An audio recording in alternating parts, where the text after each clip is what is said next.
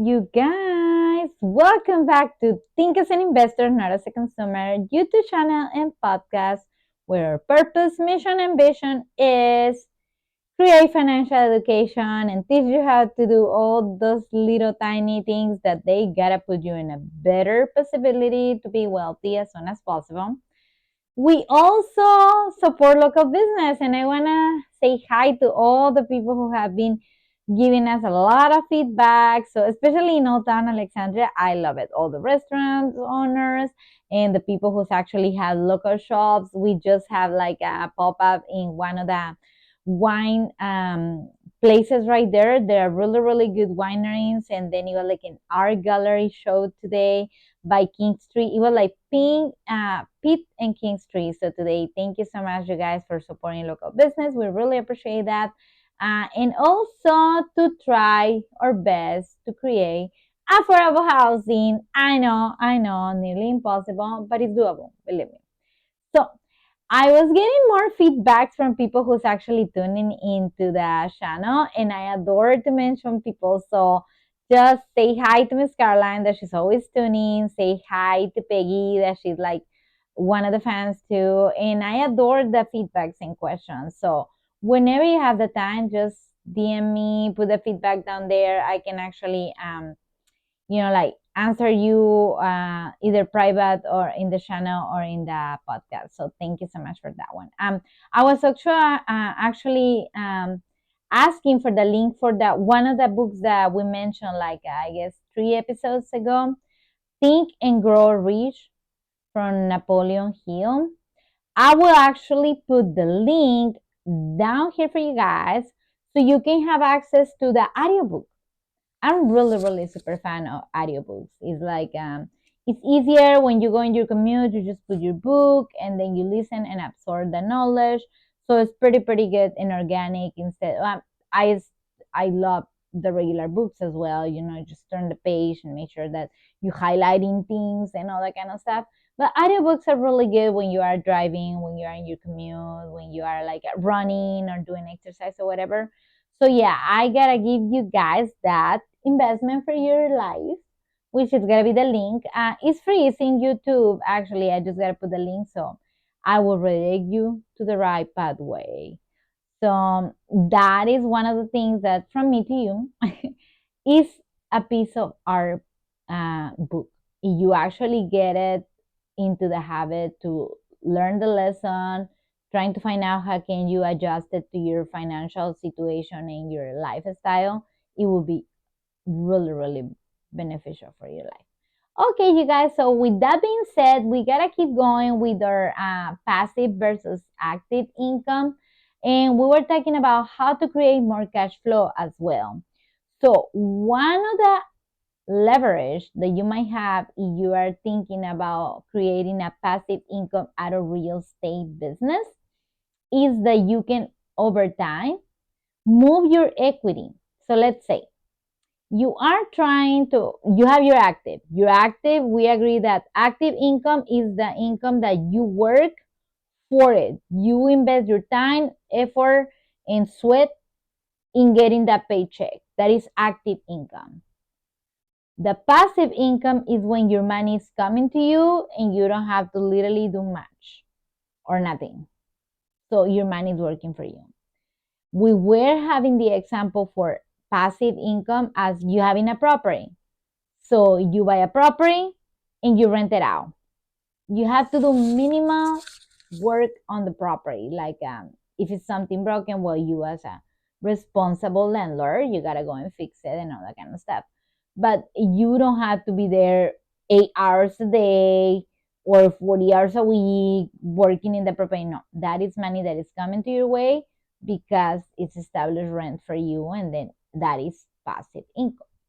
So if you really, really want to make things happen with passive income and multiply your abundance, one strategy is over time, when you already get equity in your property, you can move that equity and invest it in a down payment for another property.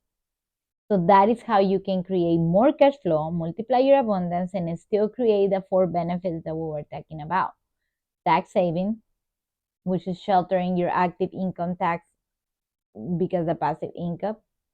You are moving equity. That means it's no money out of your pocket.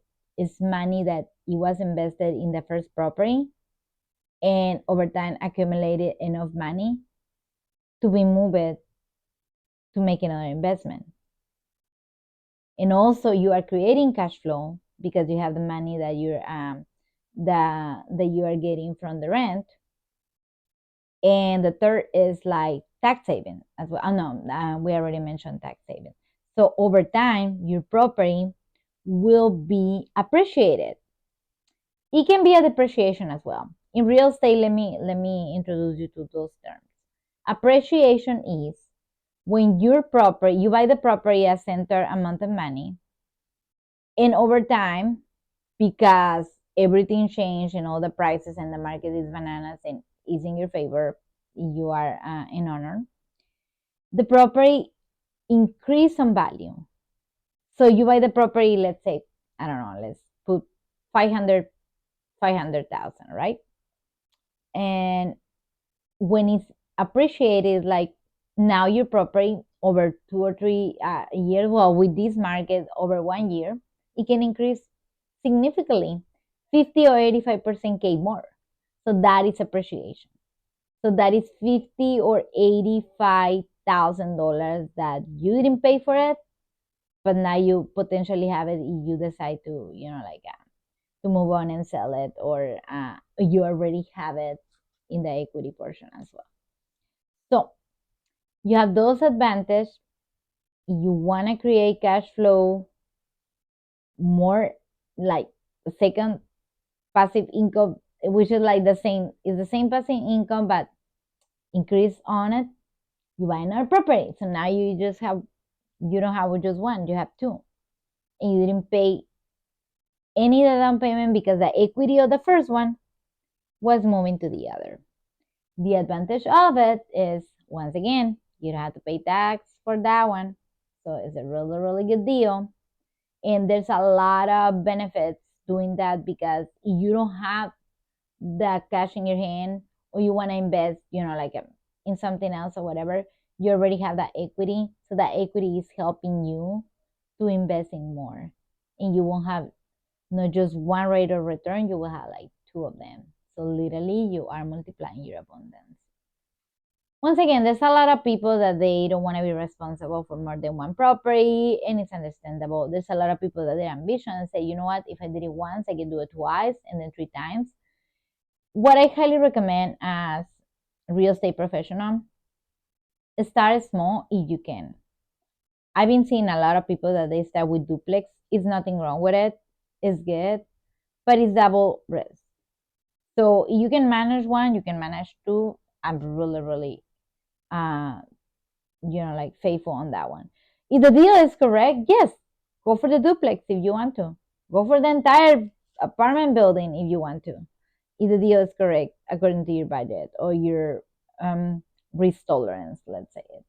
But if not, start just like a small, highly, highly recommend organic, like a small condo and then a townhouse and then a duplex and then like you can have a different uh, properties as well, like two or three condos, one condo, two townhouses, two duplex, one condo, it's an endless game. It's a monopoly. Yeah, it's how that works.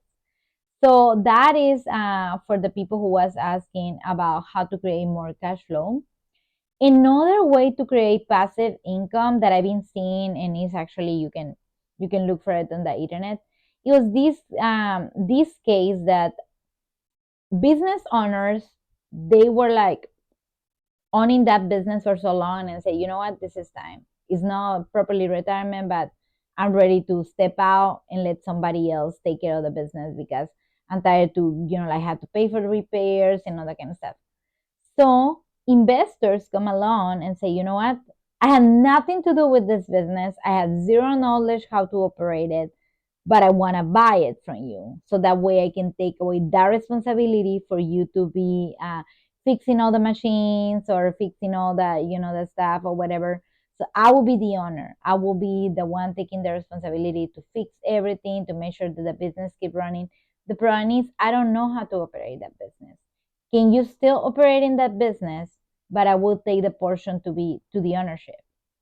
And that is a beautiful game. One, you creating opportunities to keep having employment for the people who was actually the expert. Two, you have the expertise on the house because you might don't know about the business, but you have the cash flow to invest on it, to be the owner and get the revenue. And three, you still supporting local business. You are not buying that specific business to tear it apart and do something else. No, you are continuing the business, but you're now the owner, the responsible for whatever happens. However, you are creating your passive income because you're not operating that business. Somebody else is doing it for you. And that, ladies and gentlemen, is like whole 7 level. You don't have to be in the business to keep the business runner. You can be in the Bahamas with your pina colada if you want to or whatever, and the business gotta keep on rolling because you are the owner. You know how to put the capital for that one, but you won't put your hands back there. At least it's necessary that you do a visit or something. Responsible landlord.